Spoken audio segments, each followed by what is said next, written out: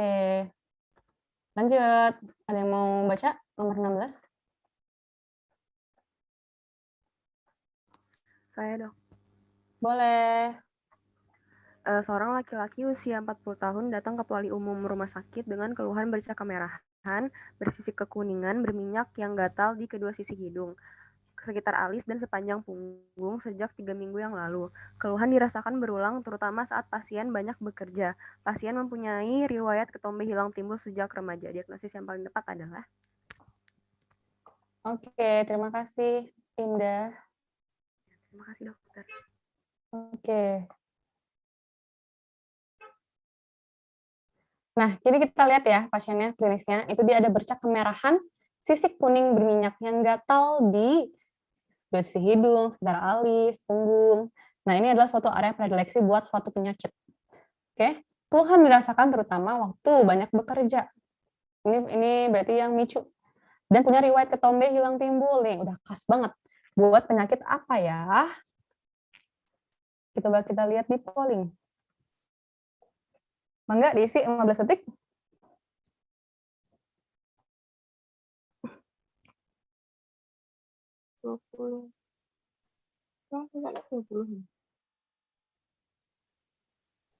Tiga, dua, satu.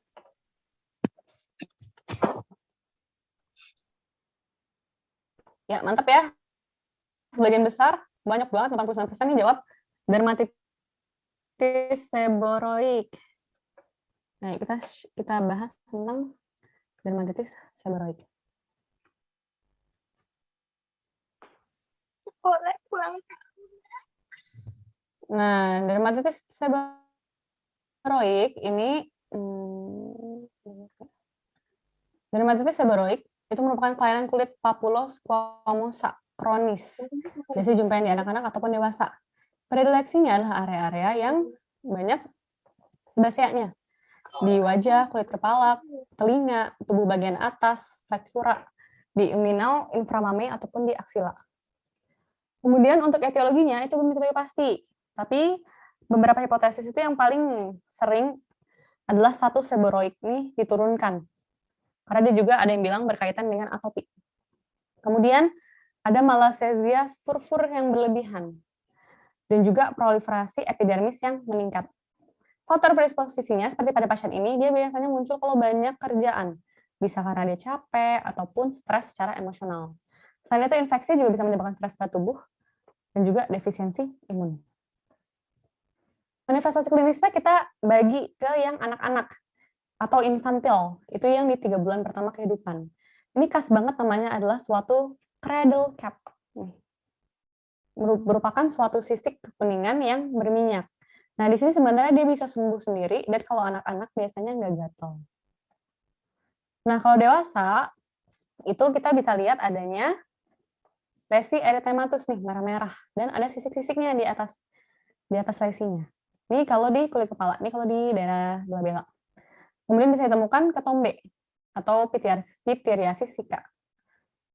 Kemudian kalau misalnya di margin dari kelopak mata, itu bisa dibilang blefaritis yang seboroik. Dan dermatitis seboroik ini bisa menyebar juga ke seluruh tubuh, bisa membentuk suatu erythroderma. Untuk kriteria diagnosis, kita bisa dilihat dengan morfologinya yang khas ya, seperti squama kuning berminyak di area predileksi. Bisa dibandingkan dengan psoriasis, tapi psoriasis itu squamanya lebih tebal. Kemudian dermatitis atopik dewasa, biasanya dia tempatnya di mana? Di flexural doang. Kemudian diare kronik residif, ya kan? Kemudian dermatitis kontak iritan, biasanya ada riwayat kontak dengan bahan iritan, ataupun dermatofitosis. Kalau dermatofitosis biasanya ada gatal-gatalnya ya, walaupun seboroik juga bisa gatal. Tapi kalau mau pasti dicek pakai KUH. Tata laksananya intinya adalah prinsipnya adalah hindari pencetus. Yaitu tadi, jangan capek-capek, kemudian jangan stres emosional walaupun susah ya. Di-manage aja. Kemudian untuk topikalnya, biasanya kita bisa kasih krim ketoconazole ataupun shampoo ketoconazole karena tadi ya hipotesis yang malassezia furfur. Atau nih yang suka rame mah Selsun ya, baunya emang agak nggak enak ya Selsun, tapi udah mulai ada variasi-variasi baru yang lebih enak untuk digunakan. Kalian bisa juga dikasih kortikosteroid topikal. Sistemik juga bisa dikasih untuk lesi yang luas banget. Bisa dikasih itraconazole 200 mg per hari selama 1 minggu. Kemudian 2 hari per bulan selama 11 bulan. Atau terbinafin 250 mg per hari selama 4-6 minggu. Oke, kita lihat pilihan-pilihan yang lain. Pityriasis rubra pilaris. Kalau Pityriasis rubra pilaris itu dia tuh kayak merah-merah, keratosis di batang tubuh, tapi dia juga ada di palmar sama plantar. Ini mah random banget ya. Nggak mirip sama dermatitis seborrheic sebenarnya. Kemudian ada Pityriasis alba. Kalau Pityriasis alba itu dia tadi udah ulang-ulang terus ya, dia hipopigmentasi karena sinar matahari dan ada tahapan perubahan lesi. Biasanya di anak-anak juga. Kemudian ada psoriasis. Kalau psoriasis dia lebih tebal squamanya, berlapis-lapis. Dan ada pitros yang tadi kita udah cukup bahas ya. Ada herald patch dan Christmas tree pattern.